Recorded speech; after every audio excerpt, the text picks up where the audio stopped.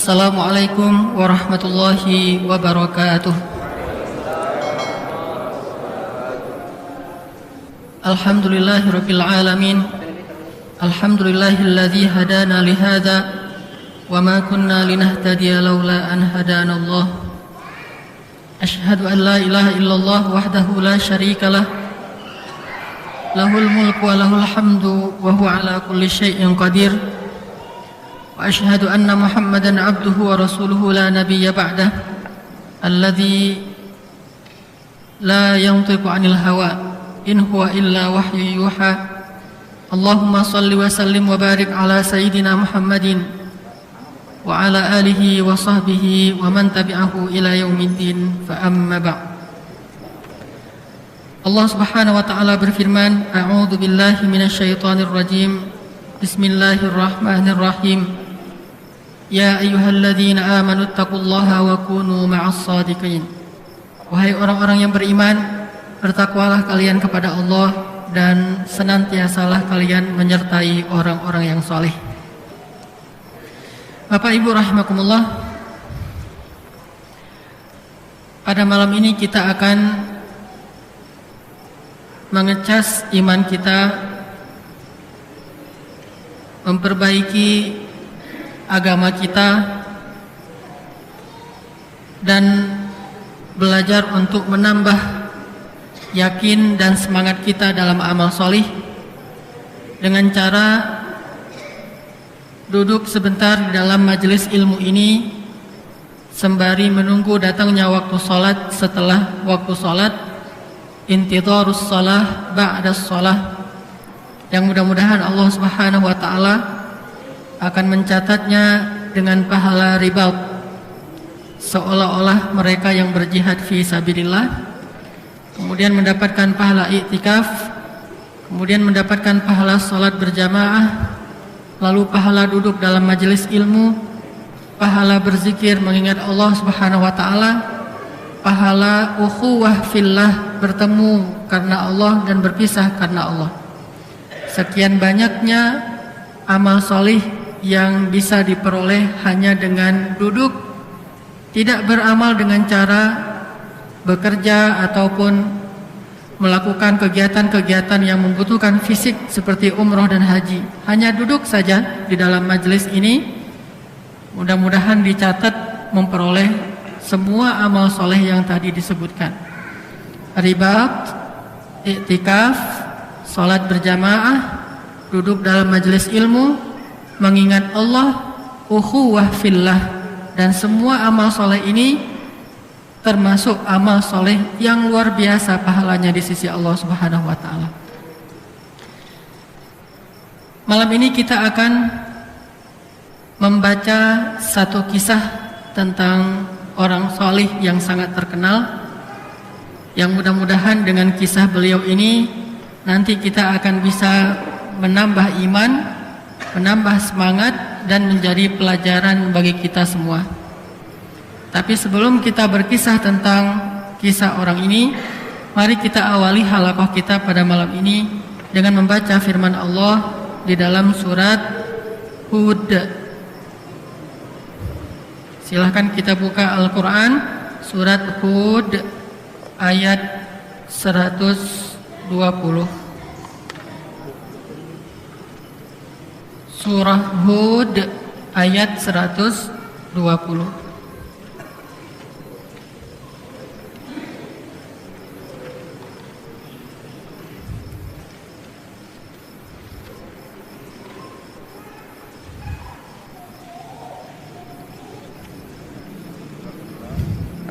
Surat Hud ayat 120. A'udzu billahi minasy syaithanir rajim.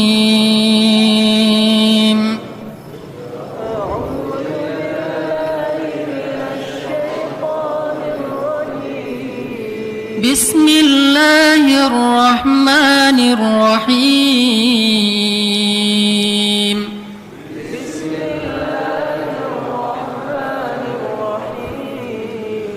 وكلا نقص عليك من أنباء أنباء الرسل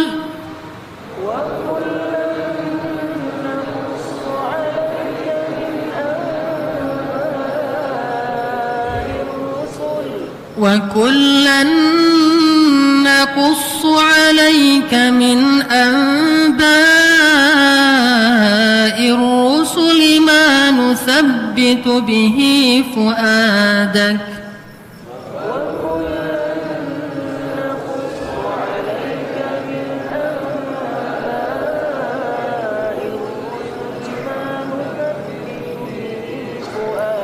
وكلا نقص عليك من أنباء الرسل ما نثبت به فؤادك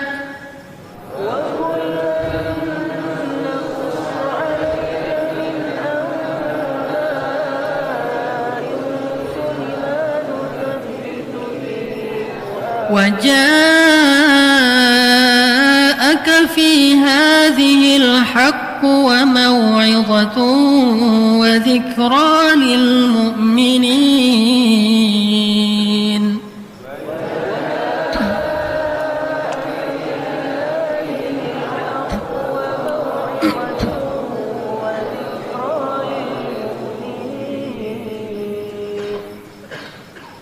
Dan demikianlah setiap kami kisahkan kepadamu di antara kisah-kisah para utusan, agar bisa dengannya menguatkan hatimu.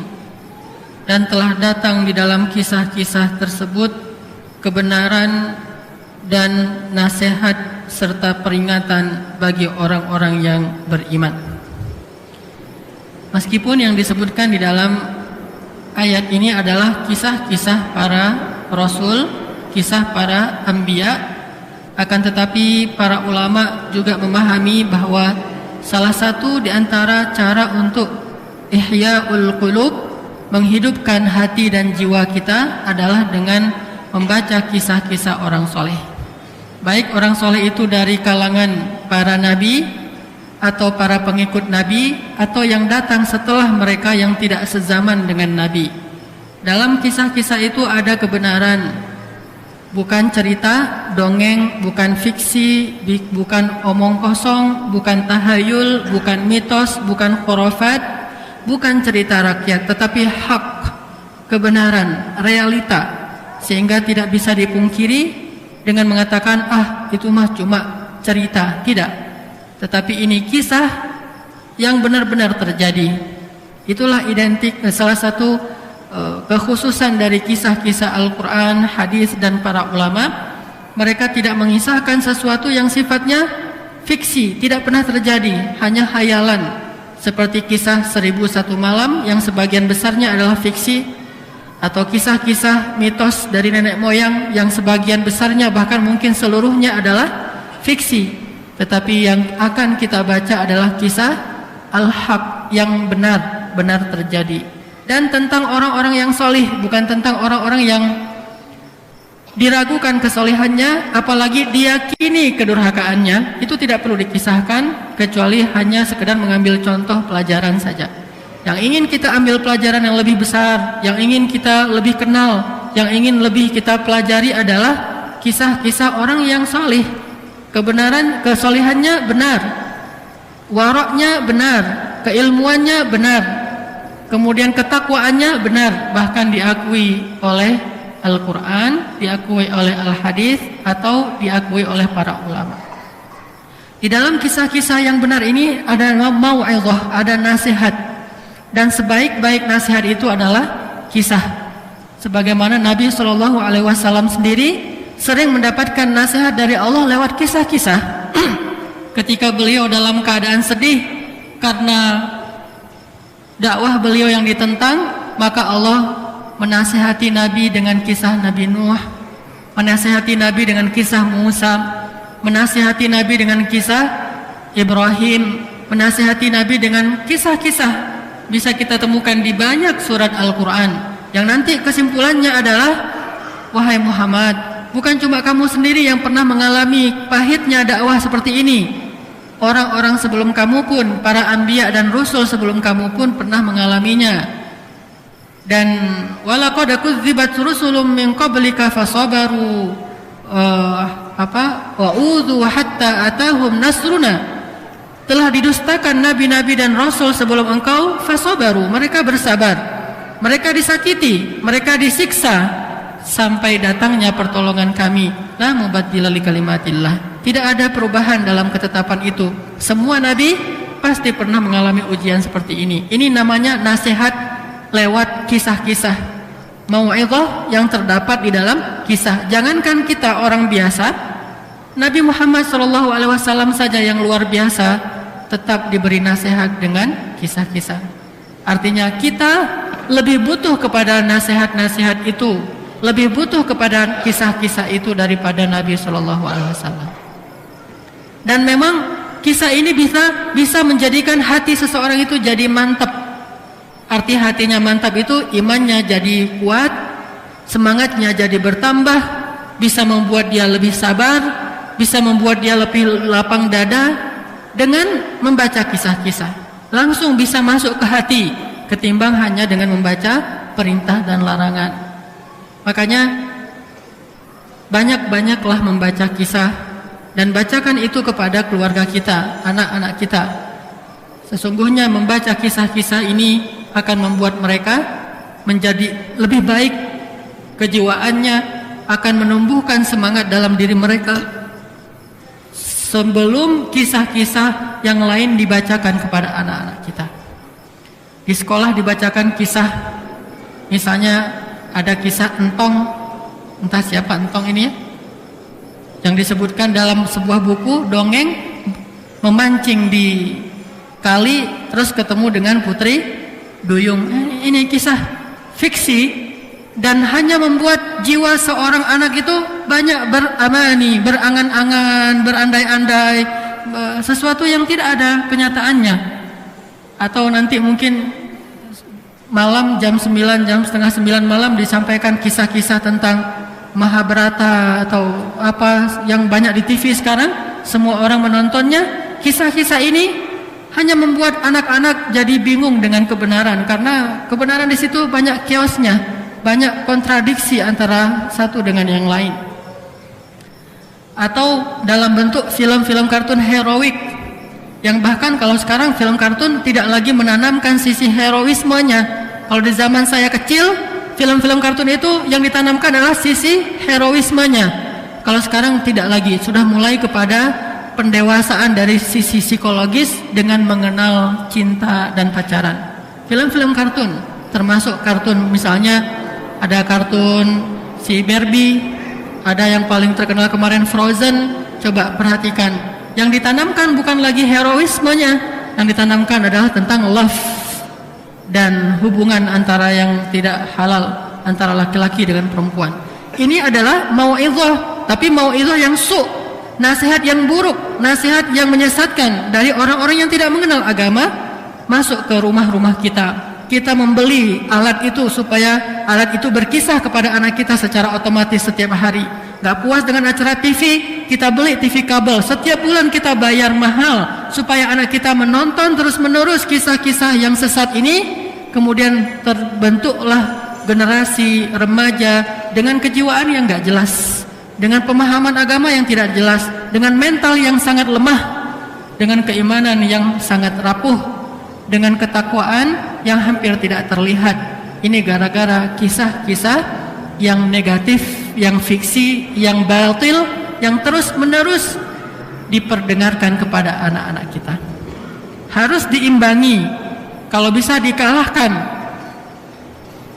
Kalau perlu kita kalahkan kisah itu dengan kisah-kisah dari Al-Quran, Al-Hadis, dan para ulama yang di dalamnya ada nasihat dan manusabbita bihi fuadak, bisa menguatkan hati seseorang. Kalau kita masih kalah menarik dibandingkan televisi, pasti ada yang salah. Bisa jadi salah satu yang pasti salahnya adalah mungkin televisi kita jadwal berkisahnya lebih banyak daripada jadwal kita. Kita berkisah kepada anak mungkin seminggu sekali, itu juga kalau ada. Sementara TV setiap hari berkisah. Berarti jadwalnya lebih banyak daripada jadwal ibu bapaknya. Sehingga itulah salahnya. Anak-anak sekarang Ustadz dikasih kisah Nabi itu udah nggak tertarik. Ya, karena dia udah punya perbandingan kisah-kisah yang batil yang lain. Makanya di zaman Umar ibn Khattab, di zaman Rasulullah, Umar pernah mendapatkan sebuah selebaran kisah Bani Israel yang tidak pernah terjadi, tapi bagus bahasanya. Nabi langsung membuang kisah itu dan mengatakan di dalam Al-Quran terdapat kisah-kisah yang lebih menarik. Kenapa? Ini kan cuma selebaran biasa, kisahnya juga bukan kisah perzinaan, hanya kisah-kisah fiksi. Kenapa? Karena khawatirnya hatinya akan tertarik kepada yang fiksi, yang bohong, dan tidak lagi berminat kepada yang benar. Makanya dijauhkan dari kisah-kisah seperti ini supaya dia punya minat kepada kan fitrah. Nah, fitrah itu artinya masih kosong. Kalau sudah diisi, maka tidak bisa lagi diisi dengan yang lain. Kata para ulama, hati manusia itu seperti wadah. Kalau sudah terisi dengan sesuatu, maka yang lain tidak bisa mengisinya. Hati itu artinya ketertarikan, minat, semangat. Nah, seperti satu wadah. Kalau semangat atau ketertarikan hati anak kita sudah diisi dengan yang tadi, Barbie, Frozen, Sofia, apa segala macam. Kalau yang laki-laki mungkin dengan Spider-Man, Superman dan sebagainya, maka tidak ada lagi nanti minat terhadap kisah para anbiya, kisah para solehin. Kenapa? Hatinya sudah terisi dengan ketertarikan kepada sesuatu. Kita harus lebih dini, lebih duluan. Gak usah dengarkan kata orang-orang liberal yang mengatakan kasihan anak-anak kok dikisahkan tentang Nabi. Mereka lebih butuh hayalan supaya meningkatkan daya imajinasi segala macam. Ini bohong. Sesungguhnya telah muncul generasi yang lebih baik daripada generasi ini menggunakan manhaj yang sama. Kenapa kita khawatir? Bukankah fitrah manusia dari dulu sampai sekarang sama? Hanya perkembangan psikologisnya tergantung dengan lingkungan di masyarakatnya masing-masing. Tapi fitrahnya sama. Semua mereka yuladu alal fitrah, dilahirkan dalam keadaan fitrah, masih siap menerima muatan-muatan nilai ke dalam hatinya atau jiwanya ini. Maka banyak mengumpulkan kisah, banyak mengkoleksi kisah, banyak membaca dan membacakan kisah. Bacakan kisah kepada anak-anak kita dengan semangat berkisah, jangan dengan semangat berceramah. Buat dia mengidolakan Nabi, karena kata Nabi SAW dalam hadis Al-Baihaqi, "Allimu auladakum ala salasati khisal." Ajarkan anak kalian tentang 3 hal. Pertama, hubbur Rasul. Yang kedua, hubbu ahlil bait. Yang ketiga, tilawatil Quran. Ajarkan anak kalian 3 materi. Tetapi ini tidak sebatas ini saja, karena nanti ada hadis-hadis lain. Ajarkan akidah, ajarkan akhlak, tentunya banyak hadis. Salah satu hadisnya, ajarkan anak kalian 3 materi. Pertama, hubbur Rasul. Arti hubbur Rasul itu mengidolakan Rasul. Bukan cuma cinta lisan, tapi sampai ke tingkat pengidolaan. Dan ini bukan kerja sehari 2 hari. Ini hasil kerja keras selama bertahun-tahun, baru dia mengidolakan Rasul. Kalau sehari 2 hari, suruh aja dia hafal lagu cinta Rasul, sudah selesai. Ini lisan. Tapi kalau tingkat ke pengidolaan, ini butuh penanaman yang kontinu, terus-menerus, sungguh-sungguh, lama-lama baru terbentuk dalam dirinya hubbur Rasul. Makanya kalimatnya alimu, bukan cuma sekedar bacakan, sekedar perdengarkan, bukan. Alimu, ajarkan itu sampai bisa. Kalau belum bisa mengidolakan, belum berhasil pengajarannya kan ya. Terus ajarin sampai anak itu bisa ngidolain Nabi SAW. Terus mengidolakan ahlul bait. Walaupun tidak terbatas itu, bisa juga para sahabat yang lain. Tetapi dalam cerita-cerita ahlul bait ini tentunya ada keistimewaan. Kalau dalam buku yang saya baca di Mesir itu, ulama menulis buku Ar-Rijal wan Nisa fi Baitin Nubuwah. Laki-laki dan perempuan di rumah Nabi. Ada Khadijah, kalau yang perempuan ada Fatimah, ada Zainab, ada Ruqayyah, ada Ummu Kulsum. Kemudian nanti istri-istri Nabi, Aisyah dan sebagainya. Ini ahlul bait, orang yang hidup di rumah Nabi. Terus laki-lakinya nanti ada tentunya Ali bin Abi Thalib, ada Zaid bin Harithah, ada Usamah bin Zaid. Kemudian ada Hasan dan Husain. Laki-laki yang ada di rumah Nabi termasuk yang bukan keluarga Nabi, ada Abu Hurairah, ada Anas bin Malik. Ada beberapa nama. Nah, mereka ini yang ditarbiyah di rumah Nabi. Mereka langsung dididik oleh Nabi Shallallahu Alaihi Wasallam. Ini punya keistimewaan khusus ketimbang yang di luar, walaupun semuanya ketakwaannya Allah yang Maha tahu. Tetapi pelajarannya banyak kita temukan di dalam keseharian mereka. Hubbu ahlil bait, mencintai keluarga Nabi yang hidup di rumah Nabi. Kemudian wa tilawatil Quran, ajarkan membaca Al-Quran. Maksud membaca Al-Quran ini kata pensyarah hadis adalah mengajarkan makna dari Al-Quran, bukan sekedar baca Al-Quran hurufnya, tetapi pemahaman, tadabbur dan ta'assur, berkesan dengan Al-Quran. Ini ajarkan kepada anak-anak kalian. Ini 3 materi yang gak usah ribut-ribut soal kurikulum. Setiap tahun ribut kurikulum kan anak-anak bingung. Ini gak usah ribut lagi, kurikulumnya udah paten dari zaman Nabi sampai sekarang, dan sudah banyak generasi yang membuktikan kesuksesan dengan kurikulum itu. Salah satunya yang hari ini yang malam ini kita bahas, yaitu kisah seorang ulama besar yang sangat fenomenal, yang menulis sebuah karyanya adalah karya yang paling hebat nomor 2 dalam dunia Islam. Tidak ada buku dalam sejarah Islam, tidak ada mushaf, tidak ada lembaran yang lebih benar setelah Al-Quran daripada karya ulama ini. Siapakah beliau? Siapa beliau? Al-Bukhari.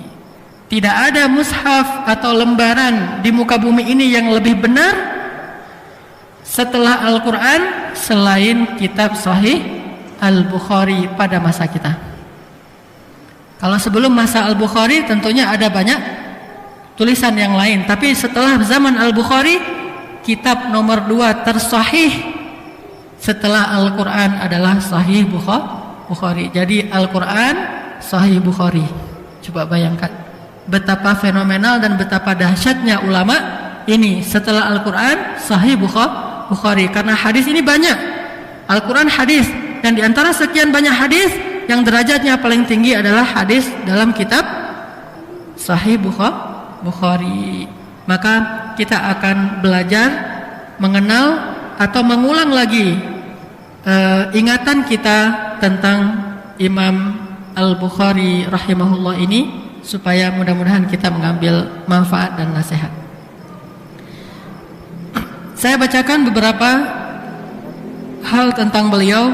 Yang pertama, nama asli beliau bernama Muhammad bin Ismail bin Ibrahim Al-Bukhari. Ini nama singkatnya. Nama panjangnya pasti panjang sekali. Ada julukannya, kunyahnya Abu Abdillah, Bapak Abdullah, tapi yang lebih terkenal adalah Imam Al-Hafiz Al-Bukhari atau Imam Al-Bukhari, tapi nama aslinya adalah Muhammad.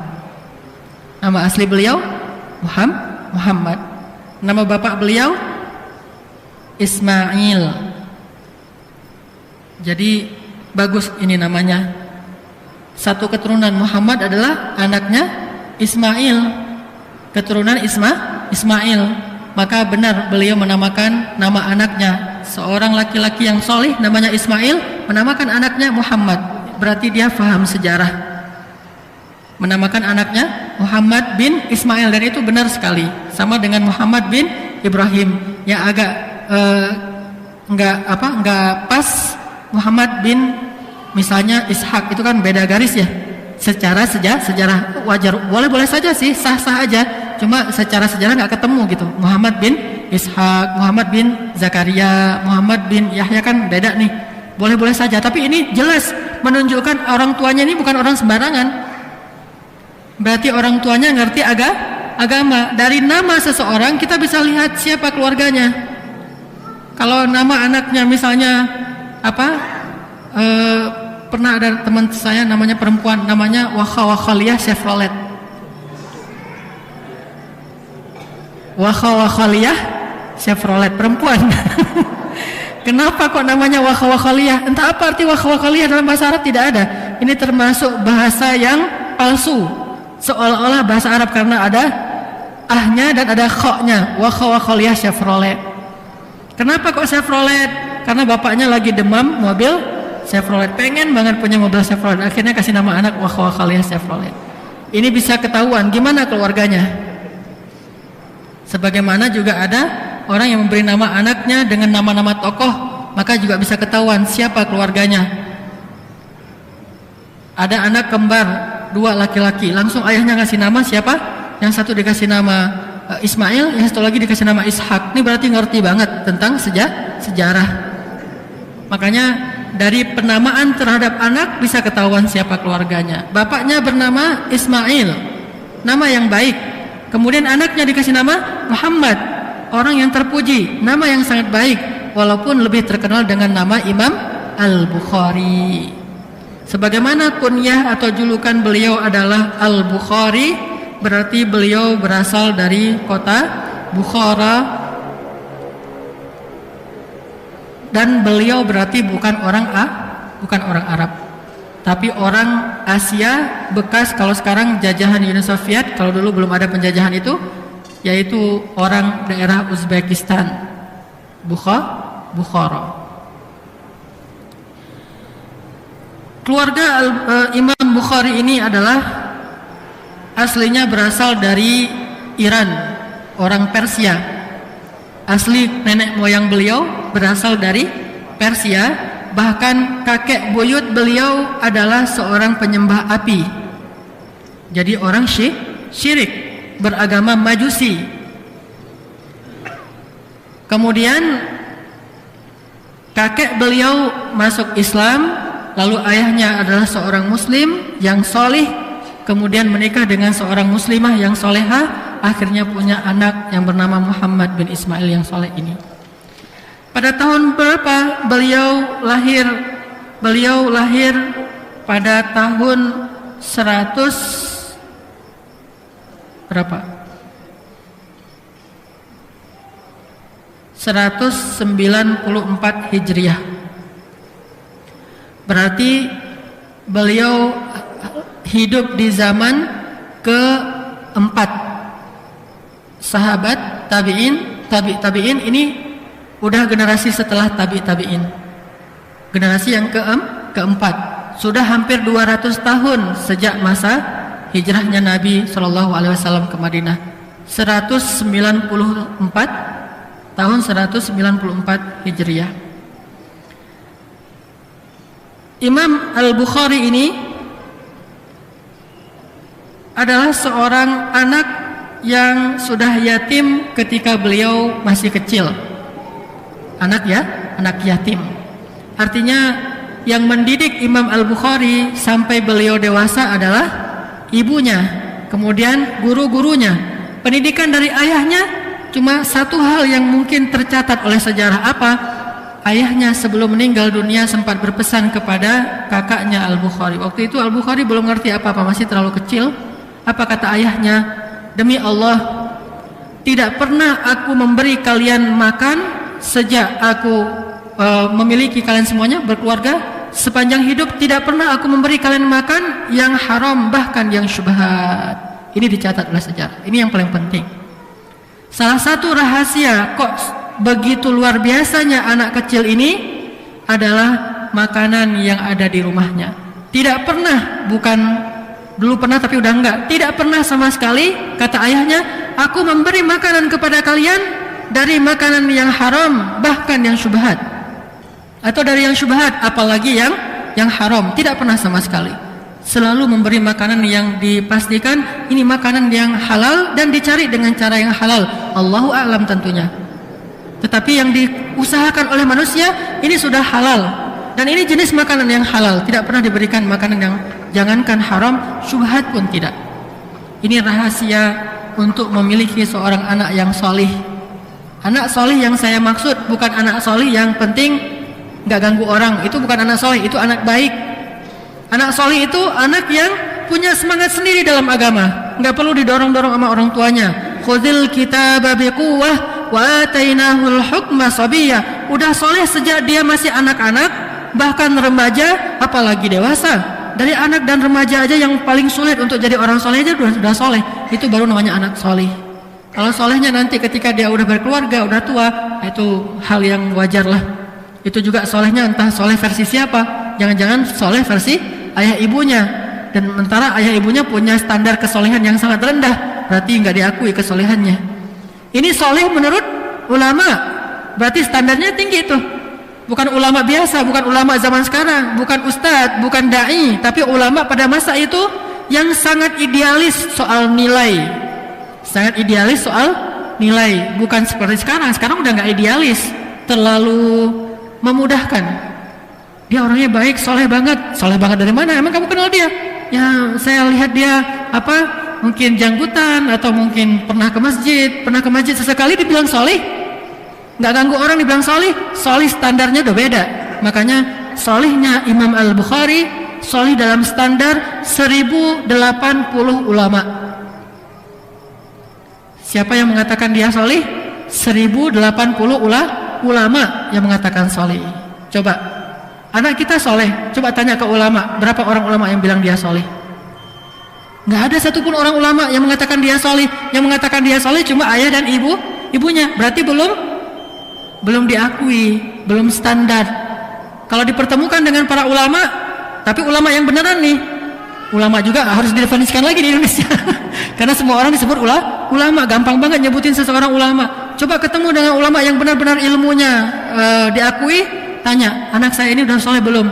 Belajar lagi, berarti belum soleh. Satu ulama aja nggak lulus. Ini 1080 ulama semuanya mengakui Imam Al-Bukhari atau Muhammad bin Ismail, pengakuannya bukan orang soleh. Aku tidak pernah di zaman ini melihat orang yang lebih soleh daripada Muhammad bin Ismail. Jadi bukan orang soleh, orang tersoleh di zamannya. Dan semua yang 1000 orang ulama ini mengakui, tidak pernah aku lihat ada orang yang lebih soleh daripada Muhammad bin Ismail di antara murid-muridku. Tidak ada orang yang lebih warok, tidak ada orang yang lebih takwa. Berarti ini benar-benar soleh. Gimana caranya mendapatkan anak kayak gini? Salah satu rahasianya dari ayahnya adalah rizki yang halal, tidak dicampur dengan yang syubhat, apalagi yang haram. InsyaAllah nanti kita lanjutkan setelah sholat isya. Kisah mengenal imam hadis, yaitu Imam Muhammad bin Ismail bin Ibrahim Al-Bukhari. Tadi kita berbicara tentang keluarga beliau, bahwa beliau bukanlah orang Arab yang sudah fasih berbahasa Arab sejak kecil, tetapi orang Asia yang tentunya butuh kesungguhan yang lebih dari keluarganya untuk mengajarkan beliau bahasa Arab. Sulit bagi beliau untuk belajar hadis kalau beliau belum paham bahasa Arab. Tetapi itu bukan halangan bagi keluarga mereka. Sehingga kalau kita tahu bagaimana keilmuan beliau yang bukan hanya di bidang hadis, tapi juga di bidang akidah, akhlak, ibadah, karena memang hadis ini adalah referensi syariat kita, maka ilmu beliau di bidang yang lain juga luar biasa diakui di zamannya, walaupun yang paling menonjol adalah dari sisi hadisnya. Seseorang kalau sudah mengerti Al-Quran dan hadis, maka sudah mengerti agama. Karena Al-Quran dan hadis itu referensinya fikih, referensinya akidah, referensinya akhlak, referensinya ibadah, referensinya semua urusan dalam agama kan ngambilnya dari Al-Quran dan hadis. Sehingga ketika seseorang faham Al-Quran, maka insya Allah dia sudah faham agama. Apalagi kalau seseorang ditambah dengan faham hadis, insya Allah orang yang faham hadis ini faham Al-Quran. Karena hadis itu penunjang bagi kita untuk mengerti Al-Quran. Sulit bagi seseorang mengerti Al-Quran kalau dia tidak membaca hadis Nabi SAW. Sama seperti orang yang membaca teks Al-Quran tetapi tidak berguru kepada ulama, sehingga susah bagi dia untuk mengerti Al-Quran. Imam Al-Bukhari dari keluarga yang bukan orang Arab. Orang tuanya adalah orang yang soleh. Setidaknya kesolehannya adalah dalam menjamin rezeki yang halal untuk anak-anaknya. Sehingga ketika ayahnya Ismail sakit keras, maka ayahnya mengatakan, demi Allah, tidak ada satupun di dalam harta-hartaku ini sumber yang syubhat, apalagi yang haram. Ini yang paling penting untuk kita jamin dalam mendidik anak yang soleh. Ditambah lagi nanti dengan doa seorang ayah, kemudian baru doa seorang ibu. Karena doa seorang ayah itu tidak ditolak, kata Nabi. Makanya banyak-banyak berdoa sebagai ayah untuk anaknya. Rabbi habli minas solihin, fahabli min ladunka waliya, waj'alhu rabbi radiyya. Nabi Yahya ini adalah buah dari doa Zakaria. Nabi Ismail dan Ishak buah dari doa Ibrahim. Nabi Sulaiman buah dari doa Daud. Nabi Isa buah dari doa Imran dan istrinya, kemudian Maryam. Ini menunjukkan bahwa peran orang tua itu sangat penting. Kesolehan orang tua inilah yang menjadi modal dari kesolehan anak. Jadi agak jarang kita dengar cerita anaknya soleh dengan orang tua yang tidak soleh, itu jarang. Itu hanya hal-hal yang sifatnya khusus, tidak bisa dijadikan sebagai standar untuk tarbiyah kepada keluarga. Hanya terkadang saja kayak gitu. Tapi rata-rata anak yang soleh pasti memiliki orang tua yang soleh, walaupun mungkin tingkat keilmuannya tidak seperti anaknya. Tapi modal kesolehan yang artinya taat beragama itu udah penting. Gak harus orang tuanya ulama, karena bapak dan nenek moyangnya Al-Bukhari pun bukan ulama. Tetapi ketika orang tuanya punya ketaatan kepada Allah, maka itu bisa melahirkan seorang anak yang ulama besar, bahkan setingkat dengan para sahabat Nabi SAW.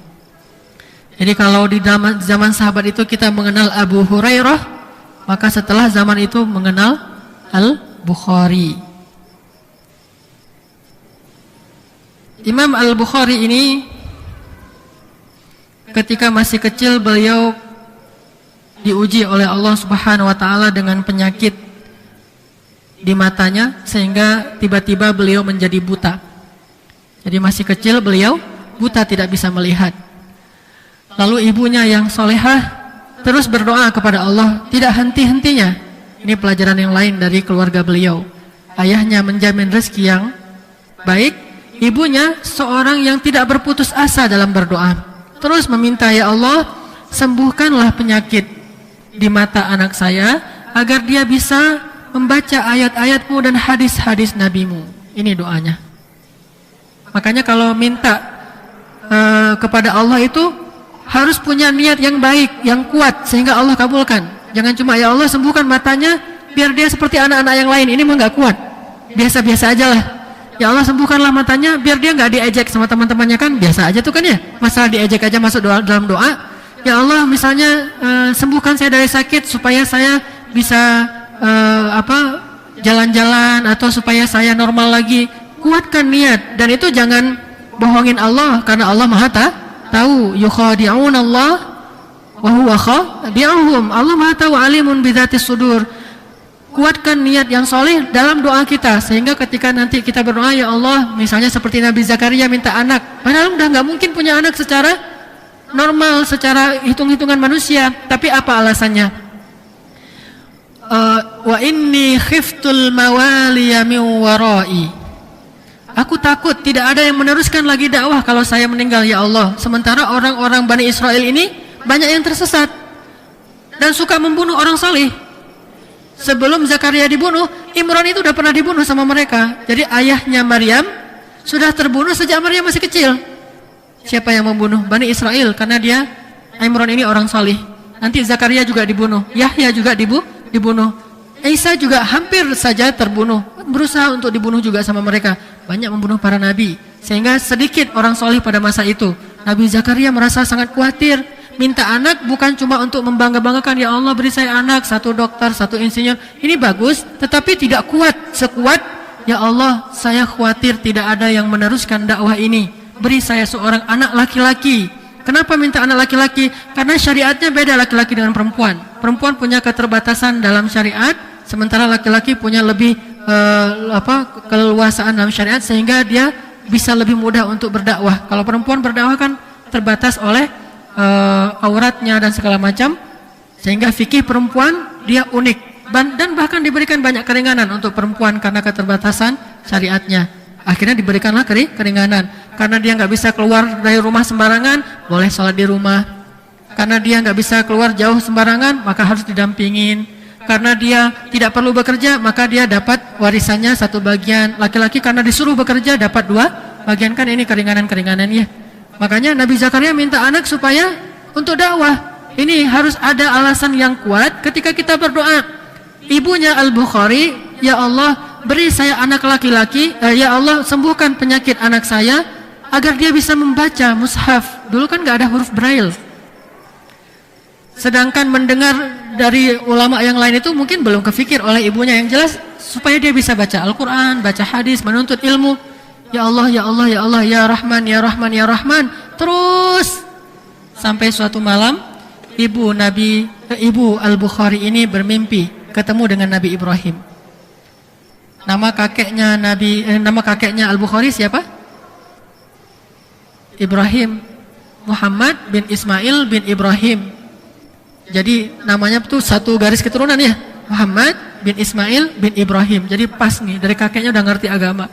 Ketemu dengan Nabi Ibrahim. Nabi Ibrahim berkata kepada ibunya, dan ketahuilah Nabi SAW bersabda, sesungguhnya asdaqun nasi ru'ya asdaquhum qawla. Orang yang paling benar ucapannya, orang yang paling benar mimpinya adalah orang yang paling benar ucapannya. Jadi mimpi orang soleh itu benar, termasuk diantara salah satu bagian dari 60 bagian kenabian, kan gitu ya. Sehingga kalau orang soleh bermimpi, sebagian besarnya adalah benar. Nah, ibunya bermimpi ketemu dengan Nabi Ibrahim. Lalu Nabi Ibrahim mengatakan, wahai amatallah, wahai ibu, sesungguhnya Allah telah mengabulkan doamu. Dan lihatlah Al-Bukhari sekarang, bukan Al-Bukhari mungkin dalam mimpinya ya, Muhammad sekarang sudah bisa melihat. Bangun dari mimpinya, langsung mencari anaknya Muhammad bin Ismail. Ternyata Muhammad sudah bisa melihat. Allah beri kesembuhan. Karena doanya itu punya motivasi yang kuat, punya alasan yang kuat. Sama seperti tokoh pendiri gerakan Hamas yang bernama Syekh Ahmad Yasin. Ini adalah buah dari doa ibunya. Ketika ibunya hamil, ibunya berdoa, ya Allah, berikan saya seorang anak laki-laki, akan saya kasih dia nama Ahmad, dan saya ingin dia menjadi seorang mujahid yang membebaskan Palestina dari penjajah. Kan jelas nih, doanya itu kuat banget alasannya. Akhirnya ibunya mimpi. Dalam mimpinya itu bahwa, wahai ibu, dalam rahimmu itu ada seorang anak, beri dia nama Ahmad, dan dia nanti akan menjadi mujahid. Dan ternyata beliau lahir sebagai seorang laki-laki, dikasih nama Ahmad. Cuma dengan takdir Allah akhirnya beliau lumpuh gara-gara kecelakaan di pantai, tapi tidak menghalangi beliau dari dakwah dan jihad. Bahkan pulang dari Mesir, beliau langsung mendirikan gerakan perlawanan terhadap penjajah Israel yang dikenal dengan nama Hamas sekarang. Salah satunya kita kenal dengan Brigade Izzuddin Al-Qassam. Itu yang mendirikan. Salah satu tokohnya selain Umar Rantisi dan sebagainya adalah Ahmad Yasin. Dan mudah-mudahan mendapatkan pahala syahid. Karena pulang dari sholat subuh berjamaah, baru di depan pintu masjid dibombardir sama Israel, kursi roda beliau hancur, masjidnya hancur. Pulang dari sholat subuh, udah tua, dalam keadaan berjihad, dalam keadaan ribat, sholat subuh pula. Mudah-mudahan mendapatkan pahala syahid. Ini doa dari ibu, alasannya kuat. Kalau kita minta anak laki-laki, kenapa? Karena udah kebanyakan anak perempuan. Ini alasannya nggak kuat. Kenapa minta anak perempuan? Karena udah banyak anak laki-laki. Nggak kuat alasannya, harus kuat. Kenapa pengen punya anak? Kenapa pengen punya sembuh dari sakit? Kenapa pengen punya harta? Supaya bisa bersedekah. Tapi Allah Maha tahu isi hati kita. Kalau kita bilang supaya bisa bersedekah, ya Allah saya akan sedekah 100 juta per hari. Allah Maha tahu isi hatimu ya. Kamu ngomong doang gitu. Harus jujur, harus azam dari hati, maka Allah pasti akan memberikan.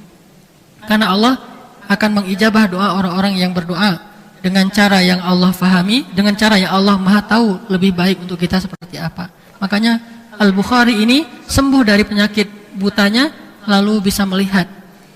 Maka ibunya pun karena sudah tidak ada lagi ayahnya, seorang diri mendidik anak-anaknya, salah satu bernama Muhammad bin Ismail ini. Muhammad ini dididik dari kecil berbahasa Arab, diajarkan bahasa Arab, diantarkan ke guru-guru bahasa Arab. Karena bahasa Arab itu pintu ilmu agama. Gak bisa kita menjadi ulama gak ngerti bahasa Arab, itu susah, banyak penghalangnya. Kita mendapatkan informasi itu yang udah KW berapa gitu ya. Karena gak ngerti sumbernya, gak bisa langsung baca dari para ulama. KW berapa, udah terjemahan kan susah. Kalau udah terjemahan itu udah banyak perubahan bahasa sehingga mau idhahnya sudah berkurang. Nah, diajarkan bahasa Arab. Umur beliau belum 9 tahun, alhamdulillah beliau sudah hafiz Al-Quran. Hafiz Al-Quran, karena memang hafalan beliau dahsyat sekali. cuma belum mengenal hadis secara secara intens, secara fokus. Baru beberapa hadis secara umum untuk anak-anak. Hafiz Al-Quran 30 juz di usia di bawah 10 tahun. Kemudian pada usia beliau 10 tahun setelah selesai Al-Quran, akhirnya beliau karena semangat sekali nih, anak dari usia masih kecil sangat semangat duduk dalam majelis ulama. Di mana ada ulama, dia duduk di situ. Usia 10 tahun mulailah beliau konsen di bidang hadis, belajar hadis. Sampai usia beliau 62 tahun wafatnya, berarti sekitar 52 tahun belajar hadis. Dan kata beliau, saya menghafal lebih dari 100.000 hadis sahih dan 200.000 hadis yang tidak sahih. Yang tidak sahih ngapain dihafal? Ya biar tahu, biar nggak orang sembarangan pakai hadis yang nggak sahih. Beliau tahu itu nggak sahih gitu. Tapi yang beliau pelajari hadis berapa ratus ribu? 600.000 hadis yang beliau pelajari. Tapi yang dihafal 300.000 hadis selama sekitar 50 tahun. Sehingga rata-rata, kalau kita buat rata-rata pastinya nggak persis, sehari beliau menghafal sekitar 60 hadis satu hari. Sejak usia 10 tahun. Di usia beliau 17 tahun, beliau sudah menghafal 70.000 hadis. Usia 17 tahun, baru lulus SMA. Anak SMA coba tanya berapa hadis yang dihafal. Satu hadis juga enggak, sepertiga hadis. Innamal a'malu binniyat, kita kan sepertiga itu. Sepertiganya lagi wa innama likulli imri'in ma nawa. Sepertiganya lagi faman kanat hijratuhu dan ilal akhiril hadis. Sepertiga hadis doang, bukan 70.000 hadis. Sepertiga hadis, berarti ada yang masih sangat lemah dalam pendidikannya di rumah. Gak usah salahkan sekolah. Sekolah punya kurikulum dari pemerintah. Kurikulum di rumah itu yang lebih baik daripada kurikulum di sekolah. Sesekali libur sekolah nggak masalah, tapi jangan libur tarbiyah di rumah. Kalau targetnya pengen jadi ulama, kalau perlu, kalau pengen jadi ulama besar banget, gak usah sekolah. Kenapa? Ngabisin waktu. Ini bukan fatwa, ini semangat. Artinya sekolah kita kalau untuk target ulama nggak jadi. Kenapa? Dengan sekolah yang di sekolahnya entah apa yang diajarin sampai jam 3 sore, bahkan membaca pun masih terbata-bata, menghitung nggak jelas pendidikannya sampai jam 3 sore. Kecuali kalau kita coba bayangkan anak-anak sekolah yang di luar negeri dibandingkan yang di dalam negeri. Mau dia di Eropa dengan jurusan sainsnya atau di Arab dengan jurusan agamanya. Itu anak-anak di Arab, bahkan yang kemarin yang teman dari Irak bilang apa? Di Irak itu 5 tahun itu udah kelas 1 SD tuh. Jadi masuk kelas 1 SD itu usia 5 tahun. Makanya anak saya sekarang nganggur nggak bisa masuk karena belum 7 tahun. Di kita kan 7 tahun. Di sana 5 tahun itu sudah masuk SD, dan SD-nya itu targetnya sudah harus khatam Al-Quran. Ini tarbiyahnya fokus. Kalau di kita mungkin kalau mau mendidik anak benar-benar jadi ulama, jangan sekolah umum, bahkan jangan sekolah SDIT. Cari sekolah yang khusus dari kecil sudah mengarah kepada ulama. Dari kecil, kalau remaja udah susah, dari kecil bahkan. Terutama belajar bahasa Arab, akidah, akhlak, iman, sampai nanti udah jadi anak yang soleh, insya Allah punya semangat kuah, punya kekuatan sendiri untuk belajar agama lebih lanjut. Kita tidak muluk-muluk bercita-cita anak saya harus ngafal 200 atau 300.000 hadis seperti Muhammad bin Ismail, ya nggak berani setinggi-tinggi itu, ntar kecewa atau terlalu maksain anaknya. Tapi anak sekarang kenapa nggak punya minat terhadap agama? Karena nggak dididik kesolehannya dari kecil. Terus nanti muncul istilah maksain anak. Bukan maksain anak, karena emang anaknya nggak diajarin dari kecil untuk solih. Ajarkan anak kita dari kecil untuk solih, sehingga dia sendiri yang punya motivasi untuk belajar ketika dia udah remaja. Al-Bukhari itu punya semangat itu. Seperti Yahya, ya Yahya, khudhil kitaba biquwwah wa atainahul hukma sabiyya. Masih kecil udah jadi ulama, udah memiliki hikmah, sudah punya ilmu yang luar biasa. Kenapa? Karena kesolehannya dididik dari sejak bayi. Maryam dari bayi udah solehah, Yahya dari bayi udah soleh, Aisyah dari bayi sudah soleh, Hasan Husain dari bayi sudah soleh, Zaid kemudian Ali dari bayi sudah soleh, Abdullah bin Abbas, Abdullah bin Umar, Abdullah bin Mas'ud dari kecil sudah soleh. Makanya mereka punya kuah sendiri, motivasi sendiri. Tapi kalau disuruh untuk soleh atau belajar ilmu ketika mereka sudah remaja, sementara waktu anak-anaknya nggak dididik kesolehannya, itu sudah susah. Makanya bangun minat dulu. Minat itu salah satunya dengan membentuk kesolehan. bangun kesolehannya dari sejak dia kecil. Kesolehan itulah yang menuntun dia untuk mencari ilmu. Semangatnya itu kesolehan. Makanya Abdullah bin Mas'ud mengatakan apa? Belajar iman sebelum belajar Quran. Karena kalau udah imannya mantap, dia cari sendiri Al-Quran, dia cari sendiri ilmu. Tapi kalau belajar Al-Quran sebelum iman, yang udah ada hilang. Kalau belajar iman sebelum Al-Quran, yang belum ada masuk. Tapi ya kalau belajar Al-Quran sebelum iman, yang sudah ada pun jadi hilang. Jadi Al-Bukhari sudah menghafal 70.000 hadis pada usia 17 tahun. Anak baru kelas 2 SMA atau kelas 3 SMA sudah hafal 70.000 hadis. Dan 70.000 hadis ini mereka tidak menghafal matannya saja. Pada masa itu yang disebut dengan menghafal hadis adalah menghafal matan dan riwayat sanadnya. Itu baru namanya menghafal hadis. Kalau sekarang kan cuma menghafal matan.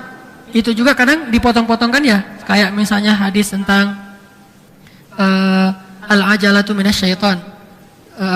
Terburu-buru itu termasuk perbuatan syaitan. Itu kan potongan hadis. Kalau utuhnya hadis gimana? At-tabayyun minallah wal ajalah minasyaiton. Klarifikasi itu dari Allah dan terburu-buru itu dari syaitan. Kalau kita baca satu hadis yang utuh baru kita paham maksud terburu-buru di sini apa?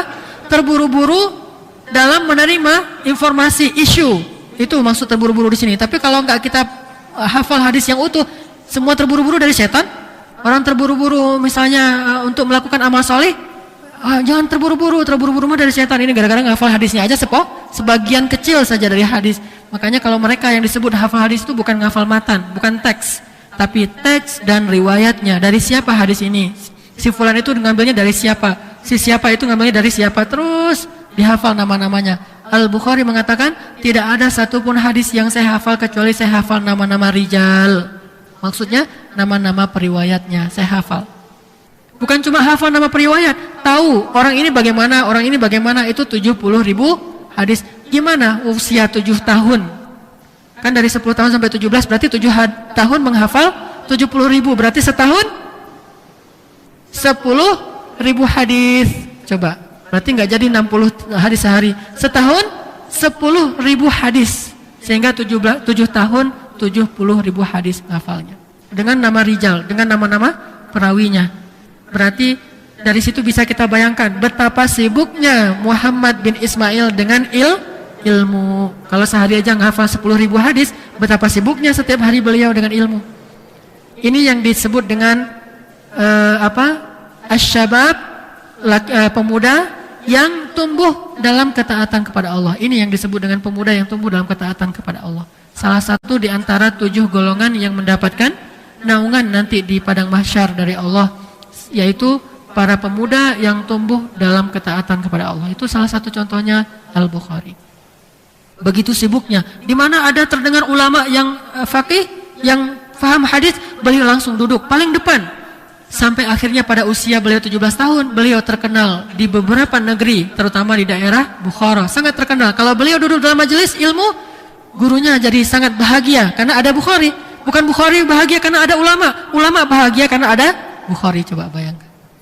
Beliau ulama ini merasa ahlan wa sahlan ya Muhammad, tafadhal. Disuruh duduk di sebelah gurunya. Kalau gurunya salah, dia benerin. Usia 17 tahun sudah bisa menjadi asisten ulama. Pada masa itu, asisten itu enggak sembarangan. Yang disebut dengan asisten orang-orang sekelas ini nih. Kalau sekarang asisten mah siapa aja bisa jadi asisten, bahkan jadi ulama pun siapa aja bisa. Kalau itu untuk jadi asisten ulama aja minimal ngafal 17.000 hadis, coba 70.000 hadis, itu baru jadi asisten ulama. Sehingga sesekali ulamanya salah riwayat, beliau memberitahu dengan tawadhu'nya, dengan menjaga adab dan akhlaknya. Sehingga setiap ulama pada masa itu senang kalau ada Bukhari duduk dalam majelis mereka. Biasanya majelis ilmu itu jadi luar biasa karena ulamanya. Kalau ini karena muridnya. Majelis ilmu jadi luar biasa karena muridnya, yaitu salah satunya bernama Al-Bukhari. Tentunya yang seleting dengan beliau juga nggak kalah luar biasanya. Cuma mungkin yang terkenal kan Allah memberi kemasyhuran kepada nama-nama tertentu, dan yang lain mungkin tidak terlalu terkenal, tapi ilmunya juga nggak kalah banyak. Sehingga para ulama mengatakan jangan hanya berpikir bahwa ulama-ulama yang terkenal itu adalah yang paling banyak ilmu di masanya. Bisa jadi yang tidak terkenal tetapi lebih banyak ilmu daripada yang terkenal. Allahu a'lam. Yang jelas ini majelis mutiara-mutiara, lu'lu' wal marjan. Salah satu yang terkenal di antara lu'lu' itu adalah Muhammad bin Ismail Al-Bukhari. Dan saya bisa merasakan suasana itu karena pernah berada di tengah-tengah orang-orang yang cerdas-cerdas, soleh-soleh, pemuda di Mesir dan di Mekah Madinah. Jadi bisa ngerasain gimana aura mereka. Anak yang masih remaja, pintar, soleh. Kan susah ketemu nih. Remaja, pintar, soleh, biasanya udah tua, soleh, nggak pintar-pintar amat. Atau pintar tapi nggak soleh. Atau pintar dan soleh, cuma nggak muda, udah tua gitu. Susah menemukan tiga hal ini: muda, pintar, soleh, dan pastinya ganteng. Itu nggak usah dibahas lagi, karena rata-rata orang yang soleh dan pintar itu ganteng. Dan teman-teman saya di Mesir yang pintar dan soleh itu rata-rata ganteng semua. Saya kagum dengan fisik mereka yang kan orang Arab ya, fisiknya bagus-bagus, dan rata-rata orang-orang yang udah tahu cara megang senjata, artinya udah wajib militer kan Mesir mah. Usia lulus SMA sudah langsung latihan militer setahun. Jadi fisiknya udah bagus, megang senjata udah bisa, ribatnya udah ngerti, ilmunya rata-rata sudah hafiz, udah belajar hadis. Ngafal buku itu kayak kita makan cemilan coba. Semangat ngafal buku kayak kita semangat makan cemilan. Anak-anak kita kan kalau ngemil itu luar biasa semangatnya ya, atau ngegame gitu. Itu anak-anak Mesir kayak gitu ngafal buku. Jadi ngafal buku tuh gini-gini. Selesai. Terus saja saya lihat di Masjid Al-Azhar. Kalau kita pergi ke Mesir, coba pergi ke Masjid Al-Azhar jam 7, jam 8 pagi tuh banyak di pojok-pojok mereka gini-gini. Bukan sedang beribadah di tembok ratapan seperti orang Yahudi. Itu mah nggak ada entah apa yang diucapkan. Kalau ini jelas. Ini yang diucapkan ilmu gini langsung. Dapat lagi. Dalam sehari entah berapa puluh halaman hafal, bukan baca. Kita coba berapa halaman membaca buku dalam sehari. Membaca ya, bukan ngafal. Mereka ngafal karena bagi mereka ilmu itu dijaga dengan hafalan. Berpikir nanti kalau udah fakih. Kalau sekarang belum apa-apa udah mikir, entah apa yang dipikir. Kalau mereka ngafal dulu baru berpikir. Kalau sekarang mikir dulu baru ngafal. Gimana cara ngafal ya? Mikir kan? Gimana ya cara biar bisa ngafal Quran? Gimana ya cara bisa ngafal hadis? Kan mikir dulu baru ngafal ya? Hafal dulu baru mikir. Hafal, udah banyak hafalan ntar mikirnya nggak kayak gitu lagi. Udah berubah, udah lebih bijaksana dalam berpikir. Makanya ucapan-ucapan mereka juga udah kayak anak udah usia orang dewasa. Yahya alaihissalam kan ya, seorang anak kecil usia di bawah 7 tahun udah bisa ngomong, sesungguhnya kita tidak diciptakan untuk bermain-main. Anak usia, Yahya ayo kita main-main, kata teman-temannya Yahya alaihissalam. Kata Yahya, enggak, saya mau belajar Al-Quran, At-Taurat. Sesungguhnya kita tidak diciptakan untuk bermain-main. Ini anak kecil ngomong kayak gitu. Ada anak kita yang ngomong kayak gitu kecuali main-main? Sesungguhnya kita tidak diciptakan untuk bermain. Kata siapa? Kata papa. Anak kita kayak gitu kan ya? Ini enggak. Allah udah ngomongnya kayak gitu. Sesungguhnya Allah, wallahi, ngomongnya udah serius gitu. Enggak mungkin anak bisa kayak gini kalau dia tidak banyak ilmu. Dan Al-Bukhari sudah menghafal hadis 70.000 hadis di usia dalam kurun waktu 7 tahun saja. 10.000 hadis dalam setahun. Makanya dia sibuk sekali dengan ilmu. Di mana ada ulama, di situ ada Al-Bukhari. Setelah usia 17 tahun, ibunya Al-Bukhari mengajak dia dengan kakaknya untuk berangkat ibadah haji ke Makkah. Waktu itu pergi haji masih gunakan kendaraan yang manual, yaitu hewan. Masih naik onta, keledai, kuda. Sehingga berbulan-bulan dari Bukhara mau sampai ke Makkah. Ternyata sampai di Makkah, Al-Bukhari ini kayak anak-anak kita dibawa ke tempat game-game gitu, ke tempat permainan. Senang banget dia sampai di Mekah. Kenapa? Ketemu dengan lebih banyak ulama lagi yang lebih dahsyat daripada di Bukhara. Gimana enggak? Di Mekah, di Madinah kan ini pusatnya ulama pada masa itu. Basrah, Kufah, Mesir, Syam, Mekah, Madinah, Yaman. Ini pusat-pusatnya ulama nih. Terutama Mekah, Madinah. Sehingga pas dia sampai Mekah, Madinah, kayak anak-anak tuh dibawa ke game master atau pusatnya ilmu permainan sekarang untuk anak-anak tuh. Wah, sibuk, senang banget, hilang, udah lupa sama orang tuanya. Al-Bukhari pas sampai di situ langsung dia bilang ke ibunya, "Ibu, saya tidak mau pulang. Saya mau menetap di Mekah dan ingin belajar lebih banyak lagi kepada para ulama." Jadi ketemu ulama itu kayak gimana gitu. Ini anak usia 17 tahun yang sekarang biasanya ketemu teman baru lupa orang tua. Ketemu teman hangout lupa sama ibu bapaknya kan ya. Bahkan lagi jalan sama ibu bapaknya masih sibuk dengan gadget kan ya. Ibu bapaknya sendiri juga dengan gadgetnya, ibunya dia juga sibuk, masing-masing sibuk-sibuk. Apakah membaca buku, membaca artikel? Enggak, ngegame. Apa ini? Zaman apa ini? Generasi apa? Enggak ada apa-apanya dibandingkan mereka. Lalu mau membanggakan apa kita?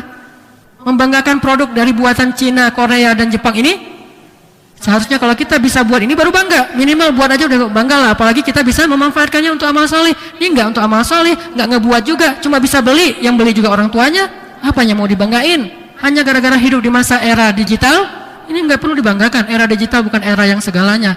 Yang dibanggakan itu kuntum khayra ummah ukhrijat linnas. Sebaik-baik masa itu masa sahabat. Yang disampaikan oleh Nabi, sebaik-baik manusia adalah masa aku, yaitu para sahabat. Itu baru bangga. Ini era digital bangga. Tapi yang dipakai untuk ngegame doang, buat istana, buat perang, apa segala macam hayalan. Di dalam mobil gini, dari usia SD udah terbiah game. Saya sering melihat kejadian ini. Misalnya ada 4 orang, 2 anak, 2 orang tua. Ayah, ibu, si ayahnya nyetir sambil nerima telepon karena sibuk dengan bisnisnya. Si ibunya balas BBM. Sesama ibu-ibu kan ini banyak pembicaraan yang harus di sesama ibu-ibu. Terus anaknya di belakang berdua juga gini. Satu gadgetnya harganya 5 juta, 6 juta, mahal. Udah berapa berarti? Kali 4. Udah 24 juta. Uang harta mereka dipakai semuanya, sebagian besarnya untuk hal yang sia-sia. Kalau mereka dipakai haji sampai di sana, ketemu ulama, duduk nggak mau pulang lagi. Sehingga ibunya Al-Bukhari dan kakaknya pulang lagi ke Bukhara. Bukhari tinggal di Makkah, belajar ilmu di situ. Ketemu ulama, selesai ketemu lagi ulama. Berapa gurunya? 1080 ulama. Berapa ulama yang sudah kita temui dalam hidup kita? Kalau ustadz mungkin banyak, lihat di TV banyak ustadz-ustadznya. Ustadz maksud saya. Tapi kalau ulama, coba berapa? Sedikit sekali. Kalau nggak bisa ketemu orangnya, mungkin udah susah nyari ulama. Karena kita tidak lagi hidup di masa ulama. Dulu kan memang masanya ulama. Kata Nabi, salah satu tanda kiamat, ilmu akan diangkat. Maksudnya, kata Nabi, para ulama diwafatkan. Udah selesai masa itu. Sekarang bukan lagi masa ulama. Sekarang masanya ruwaibidah. Apa arti ruwaibidah? Orang yang nggak ngerti agama berbicara di depan umum. Itulah masanya kita. Sehingga susah nyari ulama. Kalau nggak bisa nyari ulama langsung ketemu, minimal nyari karya-karya ulama. Coba, berapa ulama yang kita tahu karyanya? Misalnya Imam Ibnu Katsir, udah baca belum tafsirnya? Minimal sedikit. Atau baca biografi beliau. Lalu ketemu lagi Bukhari, baca biografi beliau. Ibnu Taimiyah, baca biografi beliau. Asy-Syafi'i, baca. Mungkin imam mazhab yang kita, sebagian orang Indonesia juga memakainya aja, kita nggak tahu siapa beliau. Hanya menyebut Syafi'i, tapi nggak tahu siapa Imam Asy-Syafi'i. Maksud siapa Imam Syafi'i ini? Tentang kehidupan beliau, kesalehan beliau, keseharian beliau, tilawah beliau yang merdu, suara beliau yang bagus, hafalan beliau yang luar biasa, kesalehan beliau dalam menjaga aurat. Kenal nggak kita dengan Imam Syafi'i? Ini 1080 ulama. Gimana nggak soleh? Padahal salah satu untuk membeningkan hati itu adalah bertemu ulama. Gimana nggak bening hati beliau ketemu dengan 1080 ulama. Sehingga pas saya baca kitab Sahih Bukhari, apa kata beliau tentang bab iman? Saya sudah bertemu dengan lebih dari 1000 ulama. Semuanya mengatakan bahwa yang disebut dengan iman itu al-qaulu wal amal. Qaulun wa amal, ucapan dan perbuatan. Jadi untuk menyimpulkan satu kalimat saja, beliau harus ketemu 1000 ulama. Dari 1000 ulama yang saya temui, semuanya sepakat bahwa yang disebut dengan iman qaulun wa amal, ucapan dan perbuatan. Bukan cuma bilang saya beriman tapi enggak berbuat apa-apa, tidak beramal saleh. Itu bukan orang beriman. Makanya orang seperti ini hidupnya berkah. Usia 50 tahun lamanya beliau bisa bertemu dengan lebih dari 1000 ulama. Berarti waktunya sangat berkah. Jangan bayangkan dengan zaman sekarang yang dalam sehari kita bisa ke berapa kota, enggak. Dengan masa yang transportasinya sangat sulit waktu itu. Untuk bepergian itu banyak rintangan, banyak halangan. Terus juga secara ekonomi beliau juga bukan orang kaya, bahkan merantau lagi. Beberapa puluh kota beliau kunjungi untuk mencari ulama. Di mana terdengar ada nama ulama, beliau datang ke sana. Semua ulama didatangin. Ini Al-Bukhari. Saking dahsyatnya seorang anak yang remaja ini sudah rajin mencari ilmu. Terus juga kesolehan beliau. Salah satu yang direkam dalam biografi beliau, kesolehan beliau adalah soal lisan. Imam Bukhari ini terkenal orang yang paling gak suka ngomongin orang lain. Beliau lebih suka berbicara tentang Al-Quran dan hadis daripada membicarakan tentang seseorang. Kalau kita lebih suka membicarakan tentang seseorang daripada Al-Quran dan hadis. Sebaliknya, dan jujur aja, dan saya juga ngerasa seperti itu kok. Saya kalau ngomongin tentang orang itu semangat, tapi giliran ngomong Al-Quran dan hadis kok enggak semangat seperti itu. berarti kita masih lemah. Beliau nggak suka bicara tentang seseorang, sehingga beliau dalam doanya, salah satu doa beliau yang paling sering diucapkan, ya Allah, selamatkanlah lisan saya dari membicarakan tentang seseorang yang tidak dia sukai. Ya Allah, pada hari akhirat nanti janganlah engkau celakakan saya dengan lisan saya. Ini doanya Al-Bukhari. Kesolehan beliau. Makanya beliau orang yang sangat takut kepada Allah tentang hari akhirat.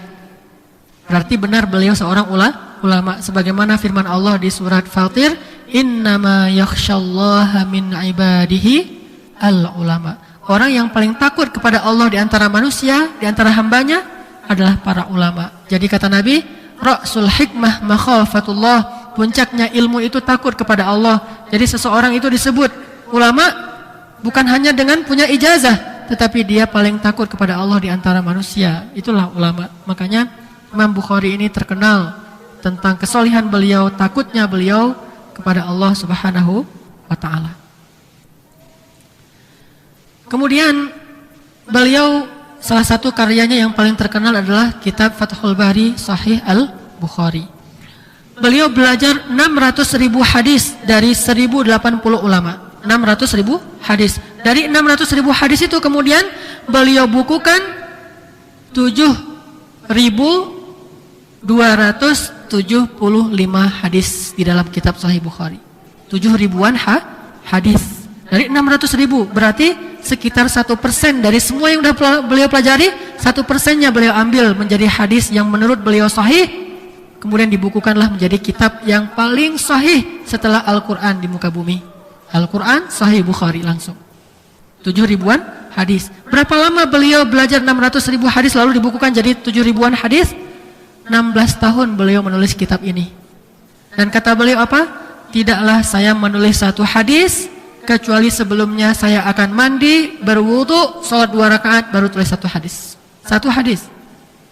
Artinya beliau nggak sembarangan dengan hadis. Kalau beliau mau nulis hadis, beliau akan berwudu, sholat 2 rakaat, lalu beliau berdoa kepada Allah, lalu nulis hadis. Sehingga ilmu itu berkah sampai hari ini. Kalau sekarang menulis ilmu agama atau belajar ilmu agama sebelum bahkan melewatkan sholat. Coba lihat madrasah-madrasah atau universitas, termasuk Al-Azhar, itu sempat jadi ribut dulu di Al-Azhar gara-gara kalau zuhur itu kita sholat zuhur dulu atau melanjutkan kuliah. Kalau sekarang masih itu diperdebatkan. Kan hal yang seperti ini nggak perlu diperdebatkan kan ya? Tetapi diperdebatkan di zaman sekarang saking jauhnya orang dari amal, cuma ilmu tapi tanpa amal. Sehingga banyak universitas yang tidak melaksanakan sholat berjamaah tetapi kuliah wajib, sholat berjamaah nggak wajib. Ini apa-apaan? Sholat berjamaah tidak harus, kuliah harus. Sehingga kalau nggak masuk kuliah nilainya jelek, dosanya marah-marah. Kalau nggak ke masjid nggak masalah. Bagaimana ilmu itu akan berkah coba? Ini tidak difahami lagi yang kayak gini-gini. Lebih kepada hanya kurikulum materi saja, hanya pelajaran-pelajaran yang sifatnya pengetahuan dan wawasan saja, tidak lagi ke hati dan amal. Makanya tidak lagi berkah ilmunya. Di Al-Azhar bentrok antara profesor filsafat sama profesor tafsir hadis dan dakwah. Kalau profesor tafsir hadis dan dakwah mewajibkan kalau udah waktunya zuhur, kuliah dihentikan, kita salat dulu di masjid berjamaah. Nanti balik lagi ke kampus belajar lagi. Kalau profesor filsafat di Al-Azhar, nanti saja salatnya. Yang penting sekarang ilmu baru amal. Bukan amal baru ilmu. Ini bukan begitu maksudnya. Sudah dapat ilmu tentang salat kan udah dapat dari kecil, maka salatlah. Ini pernah ribut di Al-Azhar sampai akhirnya dikeluarkan semacam peraturan dari kampus. Salat zuhur berjamaah nanti dilanjutkan lagi kuliahnya. Ini hal yang sepele tapi luar biasa. Mereka kesolehan itu yang menunjang ilmu. Dengan kesolehan mereka menjaga ilmu, bukan dengan hafalan saja, atau bukan dengan ijazah, atau bukan dengan catatan. Catatan itu tidak akan ngaruh kepada kita jika kita tidak menjadi orang yang solih. Makanya kalau merasa sulit dalam ilmu, merasa tidak betah dalam majelis ilmu, kita coba introspeksi diri. Pasti hari ini ibadah kita kurang, istighfar kita kurang, atau mungkin kita banyak maksiat, atau banyak dosa, mungkin dosa mata atau dosa lisan. Itulah yang mempengaruhi semangat kita dalam mencari ilmu. Ini Al-Bukhari. Makanya 16 tahun beliau menulis kitab sahih ini, dan setiap beliau mau menulis hadis, beliau berwudu, lalu beliau sholat, lalu meminta kepada Allah, ya Allah, berikan saya kemudahan dalam ilmu, sehingga beliau bisa mencatatkan ilmu ini. Mudah-mudahan ini bisa menginspirasi kita, menambah semangat kita mencari ilmu, menjadi nasihat bagi kita. Dan tentunya belum selesai, insya Allah kisah Bukhari jilid 2 akan kita sambung pada pertemuan yang akan datang. Bagaimana masa beliau setelah selesai 17 tahun, kepada apa beliau mengamalkan ilmunya, lalu bagaimana akhir hayat beliau. Sedikit bocoran supaya kita penasaran. Akhir hayat beliau justru berada dalam pengasingan, dimusuhi oleh banyak orang karena fitnah terhadap diri beliau. Nanti akan kita bahas insyaallah pada pekan yang akan datang. Barakallahu li wa lakum. Wassalamualaikum warahmatullahi wabarakatuh.